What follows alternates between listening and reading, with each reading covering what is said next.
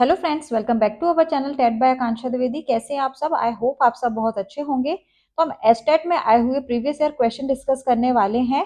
2024 के हमने बहुत सारे क्वेश्चन डिस्कस कर लिए हैं। आज हम 131 से 140 या 150 तक क्वेश्चन डिस्कस करने वाले हैं। तो स्टार्ट करते हैं आज की क्लास। क्वेश्चन नंबर 1 है, डॉल्फिन एक दूसरे को संदेश किस माध्यम से देती है? By which means dolphin give message to each other. ध्वनि के माध्यम से देती है। जो डॉल्फिन होती है वो संदेश देने के लिए ध्वनि जैसे सीटी या चीखना या क्लिक क्लिक करने की आवाज सुनाई देती है। नेक्स्ट क्वेश्चन है आपका, निम्नलिखित में से कौन सी प्राथमिक स्तर पर ईवीएस शिक्षा की भूमिका नहीं है? तो जो ईवीएस है उसकी क्या भूमिका नहीं है, आपको नॉट बताना है। Which of the following is not the role of EVS education at the primary level? Primary level पर क्या भूमिका ईवीएस की नहीं होती है? ऑप्शन नंबर 1 है, बच्चों को अपने आसपास के पर्यावरण से जुड़ने में सहायता प्रदान करना। बच्चों को अपने पर्यावरण की समग्र समझ विकसित करने में सहायता प्रदान करना, केवल सैद्धांतिक ज्ञान प्रदान करना और व्यवहारिक अनुप्रयोगों से बचाना। नेक्स्ट है, बच्चों के कक्षा के पाठों को उनके वास्तविक जीवन के अनुभवों से जोड़ने में सहायता प्रदान करना। तो आपको बताना है कि भूमिका नहीं है, मतलब ईवीएस शिक्षा की भूमिका क्या नहीं है, इसमें से आपको वो ऑप्शन बताना है। तो जो फर्स्ट ऑप्शन है वो तो आपका सही है कि आसपास के वातावरण से जुड़ने में सहायता प्रदान करना ईवीएस ये करता है। बच्चों को अपने पर्यावरण की समग्र समझ विकसित करने में सहायता प्रदान करना, ये भी ईवीएस करेगा। केवल सैद्धांतिक ज्ञान प्रदान करना, ये आपका जो ऑप्शन है ये गलत हो जाएगा, क्योंकि जब भी कहीं ओनली लग जाता है, केवल लग जाता है कि to provide only theoretical knowledge, क्या सिर्फ उसको थ्योरेटिकल नॉलेज प्रोवाइड करना है? ईवीएस पढ़ाने की जो भूमिका है, जो ईवीएस पढ़ाने का पर्पस है वो क्या है कि बच्चे को सिर्फ थ्योरेटिकल नॉलेज प्रोवाइड करना, अवॉइड प्रैक्टिकल, और प्रैक्टिकल को अवॉइड करना। तो नॉट आपसे पूछा गया है, तो आपका जो ऑप्शन नंबर 3 है वही आपका करेक्ट ऑप्शन हो जाएगा। Now we come to next question. Question number है 133, केचुआ के बारे में क्या सत्य नहीं है? यहाँ पर भी आपसे नॉट पूछा गया है कि जो अर्थवॉर्म होते हैं उनके बारे में यहाँ पर क्या सही नहीं है बताना है आपको। ये मृदा में पोषक तत्व घटाते हैं। सेकंड है, ये मृदा को नरम करने में सहायता करते हैं। ये मृत पत्तियों व पौधे खाते हैं। फोर्थ है, इनके मल से मृदा उर्वरक बनती है। आपको बताना है कि क्या सही नहीं है केचुए के बारे में या अर्थवॉर्म के बारे में। सो आपका सेकंड ऑप्शन सही है कि ये मृदा को नरम करने में सहायता प्रदान करते हैं। आपको पता है कि जो अर्थवॉर्म होते हैं वो मिट्टी के अंदर होते हैं एंड मिट्टी को क्या कर देते हैं? नरम कर देते हैं। जब मिट्टी जो जम जाती है, सख्त हो जाती है, ऊपर से उसकी जो परत होती है, तो ये उसके सरफेस को, मिट्टी को नरम करने का काम करते हैं, उथला बनाते हैं मिट्टी को। थर्ड है, ये मृत पत्तियां व पौधे खाते हैं। जो पत्तियां होती हैं, जो डेड लीव्स होती हैं, जो प्लांट्स होते हैं, ये उनको खा लेते हैं, ये भी सही है। इनके मल से मृदा उर्वरक बनती है। तो इनका जो मल होता है वो किसमें काम आता है? वो फर्टिलाइज, एज अ फर्टिलाइजर काम करता है। तो ये भी ऑप्शन आपका सही है।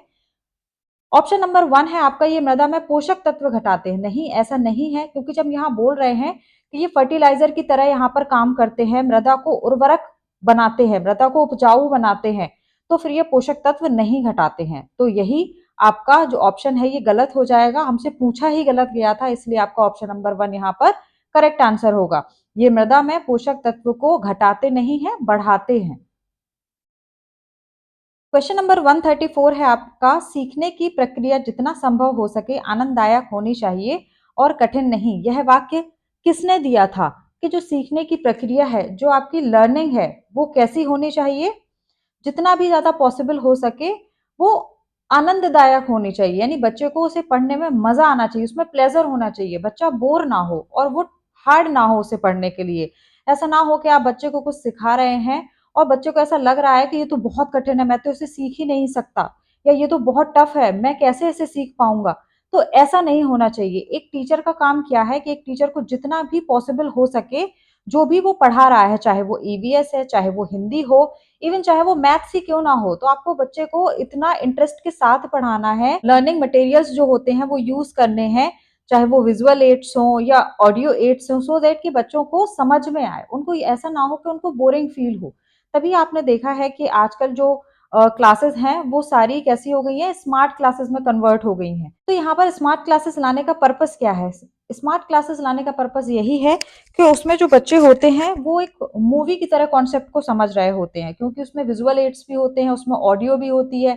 ठीक है, तो जब वो विजुअल एड्स एंड ऑडियो के साथ समझता है, दोनों चीजों के साथ इन किसी भी टॉपिक को समझता है, तो उसको वो बोरिंग नहीं लगता है एंड उसको जल्दी लर्न होने लगता है, समझ में आने लगता है। ठीक है, और जब भी आप, चाहे बच्चा हो चाहे बड़े हो, जब भी आप किसी चीज को इंटरेस्ट के साथ पढ़ते हैं या इंटरेस्ट के साथ करते हैं, तो आपको समझ में इजीली आता है एंड आपको वो चीज बोरिंग नहीं लगती। क्वेश्चन नंबर 135 है, शिक्षा के संदर्भ में सीसीई का क्या अर्थ है? तो हमने प्रीवियस क्लास में एक क्वेश्चन डिस्कस किया था, वहां पर हमने सीसीई का एक कॉन्सेप्चुअल क्वेश्चन किया था, बट मैंने आपसे बोला था कि सीसीई का डायरेक्ट फुल फॉर्म भी पूछा जाता है एग्जाम में, एंड ये वही सेट है जिसमें हमने सीसीई का एक कॉन्सेप्चुअल क्वेश्चन किया था, और उसी सेट में आपका सीसीई का फुल फॉर्म भी पूछा गया है। तो फुल फॉर्म क्या होगा? कंटिन्यूअस एंड कॉम्प्रिहेंसिव इवेल्युएशन, सतत एवं व्यापक मूल्यांकन, ये इसका फुल फॉर्म होगा। सो ये आपको याद रखना है friends. Now we come to next question. Question number है 136। बांस नृत्य, जिसे आमतौर पर चिराव कहा जाता है, किस भारतीय राज्य का पारंपरिक नृत्य है? तो आपको पता है कि जब भी आपसे ये नृत्य वाले क्वेश्चन किए जाते हैं, जितने भी स्टेट हैं सबके आपको जो डांस के फॉर्म है वो आपको याद रखने हैं। तो ये जो आपका डांस का फॉर्म है चिराव, ये आपका मिजोरम में होता है। ये आपका फैक्ट बेस्ड क्वेश्चन है, ये आपको याद रखना है। असम का भी आपको याद करना है, नागालैंड, सभी स्टेट के आपको जो डांस फॉर्म है वो याद करने हैं। क्वेश्चन नंबर 137 है, पेट्रोलियम को उसके विभिन्न घटकों में अलग करने की प्रक्रिया को क्या कहा जाता है? The process of separating petroleum into its different components is called शोधन, तलछटीकरण, निस्पंदन, आसवन।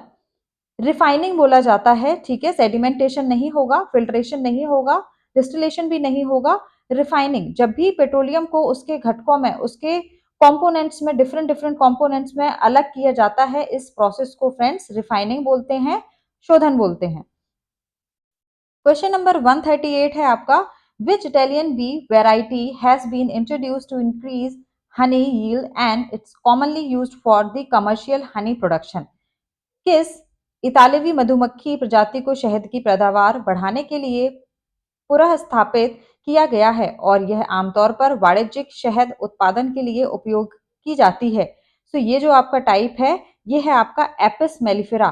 तो कौन सी आपकी मधुमक्खी है, कौन सी आपकी इटालियन बी है? आपको याद रखना है ये वर्ड कि ये इटालियन बी है, तो इसका नाम है आपका एपिस मेलिफेरा। ठीक है, नेक्स्ट क्वेश्चन है फ्रेंड्स आपका क्वेश्चन नंबर 139। निम्नलिखित में से कौन सा मीडिया संसाधन ईवीएस शिक्षा के लिए प्रभावी माना जा सकता है? Which of the following can be considered as an effective media resource for EVS education? So EVS education के लिए मॉडल, तो जो आपका मॉडल होगा वो सिर्फ विजुअल एड है, आप उसे सिर्फ देख सकते हैं। नदी, रिवर। थर्ड है आपका नेशनल ज्योग्राफिकल चैनल। तो नेशनल ज्योग्राफिकल चैनल ये होगा आपका, ये विजुअल एंड ऑडियो एड्स होगा। और मैंने आपको पहले ही बताया है कि जो विजुअल ऑडियो एड्स होते हैं, ये बच्चों की लर्निंग में बहुत ज्यादा हेल्पफुल होते हैं। तो ईवीएस के लिए आपको क्या सबसे ज्यादा प्रभावी माना जा सकता है? वैसे तो सभी आ जाएंगे इसमें, लेकिन आपसे सबसे ज्यादा पूछा गया है कि कौन सा सबसे ज्यादा इफेक्टिव होगा यहाँ पर ईवीएस एजुकेशन के लिए। तो नेशनल ज्योग्राफिकल चैनल आपका यहाँ पर मोस्ट अप्रोप्रिएट आंसर हो जाएगा। क्वेश्चन नंबर 140 है आपका फ्रेंड्स, प्राथमिक स्तर पर ईवीएस सामग्री को व्यवस्थित करने के लिए किस प्रकार की विषय वस्तु का उपयोग किया जाता है? कि प्राथमिक स्तर पर, प्राइमरी लेवल का जो आपका ईवीएस सामग्री है, ईवीएस मटेरियल है, उसको व्यवस्थित करने के लिए किस प्रकार की विषय वस्तु का उपयोग किया जाता है? ऑप्शन नंबर 1 है आपका विषय विशिष्ट विषय वस्तु, केवल ऐतिहासिक घटना, केवल जहां भी लग जाता है ये आपको अपने आप क्रॉस कर देना है। ठीक है, ओनली जहां भी लग गया इसे क्रॉस कर दीजिएगा। पाठ्यक्रम आधारित विषय वस्तु जैसे भोजन, आवास, पानी आदि, केवल इसको भी क्रॉस कर दीजिएगा। केवल वैज्ञानिक विषय वस्तु, जहां पे भी आपका ओनली लग जाता है वो ऑप्शन आपका अपने आप ही गलत हो जाता है फ्रेंड्स। सो यहाँ पर आपका ऑप्शन क्या सही हो जाएगा? यहाँ पर आपका ऑप्शन नंबर जो 3 है वो करेक्ट आंसर होगा। क्या है? Curriculum themes like food, shelter, water etcetera. तो किस तरह की थीम्स आपको यूज करनी है to organise EVS content at the primary level? तो किस तरह से विषय वस्तु को आपको बनाना है? सबसे पहले भोजन, आवास, पानी, बाकी आपके जो 3 ऑप्शन है वो आपके रॉन्ग हो जाएंगे। नेक्स्ट क्वेश्चन है आपका क्वेश्चन नंबर 141। कौन सा अंग भोजन के पाचन में पाचक रस का उत्पादन कर सहायता प्रदान करता है? Which organ helps in the digestion of food by producing digestive juice? तो ये आपका आंसर हो जाएगा लीवर। जो आपका लीवर है वो डाइजेस्टिव जूस को क्या करता है फ्रेंड्स? प्रोड्यूस करता है। लीवर आपका यहाँ पर करेक्ट ऑप्शन हो जाएगा। Now we come to next question. Question number 142 है आपका, पुराने अचार पर कभी कभी दिखाई देने वाले सफेद रुई जैसे पदार्थ का कारण क्या है? What cause the white cotton like substance sometimes scene on old pickle? जो पुराना अचार हो जाता है, जो हमारे घरों में अचार होता है, जब वो बहुत पुराना हो जाता है, 2 इयर्स या 1 ईयर से भी ज्यादा पुराना हो जाता है, तो उसमें एक व्हाइट कलर का रुई जैसा पदार्थ दिखने लगता है। उसका क्या रीजन है? ऑप्शन 1 है आपका एक्सेसिव सॉल्ट, क्या नमक ज्यादा होने की वजह से है? ओवर ड्राइंग, ज्यादा सूख जाता है क्या, इस वजह से है? फोर्थ है आपका हाई शुगर कंटेंट, उसमें क्या शुगर की मात्रा होती है इसलिए ऐसा हो जाता है? एंड आपका जो सेकंड ऑप्शन है वो है fungal growth due to moisture. तो आपको पता है कि जो व्हाइट कलर की रुई जैसी पिकल्स में लग जाती है या रोटी में लग जाती है उसको फ्रेंड्स फंगस कहते हैं। तो ये फंगस किस वजह से होती है? Fungal growth due to moisture. ये मॉइस्चर की वजह से आपके अचार में लग जाती है। तो ये नमक की वजह से नहीं होगा। इनफैक्ट नमक डालने से तो आपका जो अचार होता है, जो पिकल होता है, वो ज्यादा टाइम तक चल पाता है। ठीक है। ड्राई, ओवर ड्राइंग, नहीं ये भी नहीं होगा। अति शर्करा, हाई शुगर कंटेंट है, क्या उसमें शुगर कंटेंट मिला होता है? नहीं, ऐसा भी नहीं है। तो ये आपका फंगल होता है, ये फंगल ग्रोथ होती है, इसको फंगस कहते हैं। जो व्हाइट व्हाइट कलर का रोटी पे या आपके अचार पे लग जाता है, इसको फ्रेंड्स फंगस बोला जाता है और ये मॉइस्चर की वजह से होता है। Now we come to next question. Question number 143 है आपका, संयुक्त राष्ट्र पर्यावरण कार्यक्रम यूएनईपी। आपको यूएनईपी का अब फुल फॉर्म यहाँ पर याद रखना है कि यूएनईपी का फुल फॉर्म क्या होता है। United Nations Environment Programme, UNEP का फुल फॉर्म है। तो क्या है? ने किस वर्ष के स्तर पर अपने समझौते में क्लोरोफ्लोरोकार्बन सीएफसी के उत्पादन को स्थिर करने का निर्णय लिया है? तो कौन सा ये वर्ष है आपका? 1986, 1986। संयुक्त राष्ट्र पर्यावरण कार्यक्रम ने 1986 के स्तर पर अपने समझौते में क्लोरोफ्लोरोकार्बन सीएफसी के उत्पादन को स्थिर करने का निर्णय यहाँ पर लिया है। ये आपका फैक्ट बेस्ड क्वेश्चन है फ्रेंड्स, आपको याद रखना है, ये कई बार पूछा गया है। क्वेश्चन नंबर 144 है।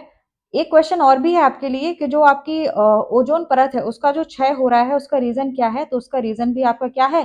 क्लोरोफ्लोरोकार्बन ही है। ये जो क्लोरोफ्लोरोकार्बन है ये आपके एसी से निकलती है, रेफ्रिजरेटर से निकलती है और ये आपके ओजोन की परत को क्या करती है? नुकसान पहुंचा रही है, क्षय करती है ओजोन परत को। क्वेश्चन नंबर 144 है, निम्नलिखित में से कौन सा ईवीएस पर्यावरण अध्ययन में मूल्यांकन के लिए विद्यार्थियों के अनुभवों की अभिव्यक्ति का संकेतक नहीं है? Which one is not an indicator for expression of students experiences for assessment in EVS? नहीं है पूछा है। जब भी नॉट वाला क्वेश्चन होता है फ्रेंड्स, आपको याद रखना है कि नॉट वाले क्वेश्चन को आपको बहुत केयरफुली करना है। ठीक है। ऑप्शन नंबर 1 है आपका ड्राइंग, चित्रकला, बॉडी मूवमेंट्स, शारीरिक गतियां, रचनात्मक लेखन, क्रिएटिव राइटिंग, अनुमान, इन्फ्रेंसेस। तो आप इनमें से नॉट बताएंगे कि क्या नहीं होना चाहिए। तो क्या हम अनुमान लगाते हैं? इन्फ्रेंसेस नहीं भाई। ईवीएस में मूल्यांकन के लिए विद्यार्थियों के अनुभव की अभिव्यक्ति का संकेतक अनुमान नहीं हो सकता। आप इन्फ्रेंसेस से नहीं बता सकते हैं। ठीक है। ड्राइंग आपका ठीक होगा आंसर। ठीक है। बट आपसे यहाँ पर नॉट पूछा गया है तो फ्रेंड्स आपका जो नॉट होगा वो इन्फ्रेंसेस, अनुमान यहाँ पर आपका करेक्ट आंसर होगा। Now we come to next question. Question number 145 है, 4 चरण जिनका पालन करके गतिविधि आधारित अधिगम का अभ्यास किया जाता है वे हैं। फर्स्ट है आपका योजना बनाना, गतिविधि करना, प्रक्रिया पर विचार करना, सुधार करना। इस तरह के क्वेश्चन बहुत सारे आते हैं जिसमें आपको 4 ऑप्शन दिए जाते हैं एंड जो आपको ऑप्शन लगाना होता है उसमें बहुत सारे ऑप्शन को कंबाइंड कर दिया जाता है, जैसे यहाँ पर किया गया है। तो बताना क्या है आपको? 4 step to practising activity based learning. Activity based learning जो होती है उसके 4 स्टेप्स को आपको सीरियल वाइज यहाँ पर लगाना है। स्टेप्स आपको दिए हुए हैं, आपको इनको सीरियल वाइज लगाना है। किसके लिए? एक्टिविटी बेस्ड लर्निंग के लिए, कि पहला चरण कौन सा होगा, सेकंड कौन सा होगा, थर्ड कौन सा होगा एंड फोर्थ वन कौन सा होगा। ओके। तो सबसे पहला जो आपका यहाँ पर स्टेप होने वाला है वो है योजना बनाना। भाई सबसे पहले आप क्या करेंगे, सबसे पहले आप प्लानिंग करेंगे ना कि करना क्या है। प्लान नहीं बनाएंगे तो पता कैसे चलेगा। तो सबसे पहले आपको क्या करना है, यहाँ पर प्लानिंग करनी है। सेकंड आपका क्या हो जाएगा, कंडक्टिंग दी एक्टिविटी, एक एक्टिविटी आप कंडक्ट करेंगे, ये आपका दूसरा हो जाएगा। ठीक है। थर्ड है आपका यहाँ पर प्रक्रिया पर विचार करना, रिफ्लेक्टिंग ऑन द प्रोसेस। जब आप एक्टिविटी कंडक्ट कराएंगे उसके बाद जो प्रोसेस हुई है उस पर आपको रिफ्लेक्शन देना है, ये हो जाएगा आपका थर्ड, रिफ्लेक्शन हो जाएगा यहाँ पर। उसके बाद है डी, रिवाइजिंग, सुधार करना, ये आपका फोर्थ हो जाएगा। तो पहला है आप प्लान बनाएंगे, प्लान बनाने के बाद एक एक्टिविटी कंडक्ट करेंगे, एक्टिविटी कंडक्ट करने के बाद वो जो प्रोसेस है, मतलब जो एक्टिविटी हो रही है उस प्रोसेस में रिफ्लेक्टिंग, क्या रिफ्लेक्शन आया वो भी आपको देखना है। एंड उसके बेसिस पे आपको फिर रिवाइज कराना है, बच्चों को रिवीजन करवाना है। ठीक है। क्वेश्चन नंबर 146 है, निम्नलिखित में से कौन सी एक खरीफ की फसल है। तो चावल आपकी यहाँ पर खरीफ की फसल है। फ्रेंड्स आपको रबी एंड खरीफ की फसल लर्न करनी है। ये एग्जाम में रबी या खरीफ की फसल से एक ना एक क्वेश्चन आपसे जरूर पूछा जाता है। ठीक है। तो यहाँ पर आपका जो राइस है वो करेक्ट ऑप्शन होगा, ये खरीफ की फसल होती है। क्वेश्चन नंबर 147 है आपका, किस प्रकार की सिंचाई प्रणाली विधि घास के मैदान, कॉफी बागानों आदि के लिए अधिक उपयोगी होती है जहां भूमि असमान होती है और पर्याप्त पानी उपलब्ध नहीं होता। तो जहां पर घास के मैदान होते हैं, जहां पर कॉफी बागान होते हैं, वहां पर भूमि आपको पता है कि लेवल पर नहीं होती है, असमान होती है एंड पर्याप्त पानी उपलब्ध जहां पर नहीं होता है। तो वहां पर किस प्रकार की प्रणाली का उपयोग किया जाता है आपको पता होना चाहिए फ्रेंड्स, कि जहां पर भी पानी कम होता है, पानी की उपलब्धता नहीं होती है, वहां स्प्रिंकल सिंचाई की जाती है। ये मॉडर्न टाइम में बहुत ज्यादा यूज होने वाली सिंचाई है, जहां पर पानी का यूज कम से कम होता है और ऐसे एरियाज के लिए है जहां पर पानी उपलब्ध नहीं है। तो ये आपकी स्प्रिंकलर सिंचाई बोलते हैं, स्प्रिंकलर इरिगेशन यहाँ पर करेक्ट ऑप्शन हो जाएगा। क्वेश्चन नंबर 148 है फ्रेंड्स आपका, निम्नलिखित में से कौन सी ईवीएस कक्षाओं की अनुशंसित विशेषता नहीं है, which of the following is not a recommended characteristic of EVS classroom. EVS classroom के लिए कौन सी करेक्टरिस्टिक्स है जो रिकमेंड नहीं की जाती है, नॉट पूछा गया है फ्रेंड्स। फिर से आपको क्वेश्चन को ध्यान से पढ़ना है। Use of visual to aid learning, visual aid का यूज करना। ठीक है। Emphasise on direct information and definition, direct बच्चे को इंफॉर्मेशन दे देना एंड डेफिनेशन प्रोवाइड कर देना। थर्ड है active participation of children in constructing knowledge, बच्चे का एक्टिव पार्टिसिपेशन होना चाहिए। तो जब भी बच्चा एक्टिव होगा, बच्चे का एक्टिव पार्टिसिपेशन होगा, वहां पर फ्रेंड्स याद रखना है कि वो ऑप्शन आपका हमेशा सही होगा। अगर आप सीडीपी पेडागोजी का कोई भी क्वेश्चन कर रहे हैं और बच्चा अगर वहां पर एक्टिव है तो आप समझ जाना कि वो ऑप्शन आपका कभी गलत हो ही नहीं सकता। आपका नेक्स्ट ऑप्शन है connecting school knowledge to a child's local knowledge. ये बात सही है कि विद्यालय के ज्ञान को बच्चे के स्थानीय ज्ञान से जोड़ना, जो बच्चे को आप नॉलेज प्रोवाइड कर रहे हैं स्कूल में उसको किसी संदर्भ में समझा देना, मतलब उसको उसके आसपास के एनवायरमेंट का एग्जाम्पल लेके समझा देना। तो ये तो ठीक बात हो जाएगी, आपसे नॉट पूछा गया है। तो emphasises on direct information and definition, यही आपका जो ऑप्शन है वो करेक्ट ऑप्शन हो जाएगा कि बच्चे को सीधे डेफिनेशन नहीं दे देनी है, उसको डायरेक्ट इन्फॉर्मेशन नहीं प्रोवाइड कर देनी है। तो चाहे उसको मतलब समझ में आए या ना आए, आपने तो बस बता दिया डेफिनेशन, नहीं भाई उसको संदर्भ में सिखाना है, एनवायरमेंट के एग्जाम्पल लेके सिखाना है आसपास के। तो आपका जो ऑप्शन नंबर 2 है वही आपका यहाँ पर करेक्ट ऑप्शन हो जाएगा, क्योंकि हमसे क्वेश्चन में नॉट पूछा गया था। ठीक है। क्वेश्चन नंबर 149 है, देश के किस भाग में झूम खेती प्रसिद्ध है। ये क्वेश्चन भी कई बार पूछा गया है, इंपॉर्टेंट मार्क कर लीजिएगा इसको। ठीक है। जो झूम खेती होती है वो किस भाग में प्रसिद्ध है, तो ये आपके उत्तर पूर्व, नॉर्थ ईस्टर्न पार्ट जो है इंडिया का, वहां पर आपकी झूम खेती की जाती है। नेक्स्ट एंड लास्ट क्वेश्चन है आज के लिए फ्रेंड्स, क्वेश्चन नंबर 150 है, निम्नलिखित में से कौन सी ईवीएस पर्यावरण अध्ययन की विशेषता नहीं है, which of the following is not a characteristics of EVS. EVS की क्या यहाँ पर विशेषता नहीं है। पहला है आपका इट इज टीचर सेंटर्ड, नहीं, कभी भी कोई भी चाहे ईवीएस हो या किसी भी सब्जेक्ट की कैरेक्टरिस्टिक्स की बात की जा रही हो, वो टीचर सेंटर्ड कभी नहीं होना चाहिए, वो स्टूडेंट सेंटर होना चाहिए, चाइल्ड सेंटर्ड एजुकेशन होनी चाहिए। ठीक है। बच्चे पर फोकस हो, टीचर पर फोकस ना हो, बच्चा एक्टिव हो। ठीक है। इट इज लर्नर सेंटर्ड, ये बात ठीक है। इट इज कॉन्टेक्चुअल, ये भी ठीक है। इट इंटीग्रेट्स मल्टीपल डिसिप्लिन, ये भी ठीक है, यह कई विषयों को एकीकृत करता हो, ये भी बात ठीक है कि अगर आप ईवीएस पढ़ा रहे हैं और आपने उसमें कई सारे विषयों को क्या कर लिया है, एकीकृत कर लिया है, कंबाइंड करके आप बच्चे को पढ़ा रहे हैं, ये बात भी ठीक है। तो यहाँ पर आपसे नॉट पूछा गया है कि not a characteristics of EVS, क्या ईवीएस का कैरेक्टरिस्टिक्स यहाँ पर नहीं होगा? तो क्या नहीं होगा friends? It is teacher centred, कि ये टीचर सेंटर्ड हो। नहीं भाई, टीचर सेंटर्ड कोई भी एजुकेशन ठीक नहीं होती है, चाइल्ड सेंटर्ड एजुकेशन होनी चाहिए, लर्नर सेंटर्ड। तो यही आपका करेक्ट ऑप्शन हो जाएगा, क्योंकि फ्रेंड्स हमसे नॉट पूछा गया था। ठीक है, नॉट वाले क्वेश्चन को बहुत ध्यान से आपको अपने एग्जाम में करना है। तो फ्रेंड्स, ये थी हमारी आज की क्लास। हमने 2024 में पूछे गए सभी प्रीवियस ईयर क्वेश्चन को डिस्कस कर लिया है। ये आपके एस्टेट में पूछे गए ईवीएस, मैथ्स एंड रीजनिंग के क्वेश्चन हमने किए हैं।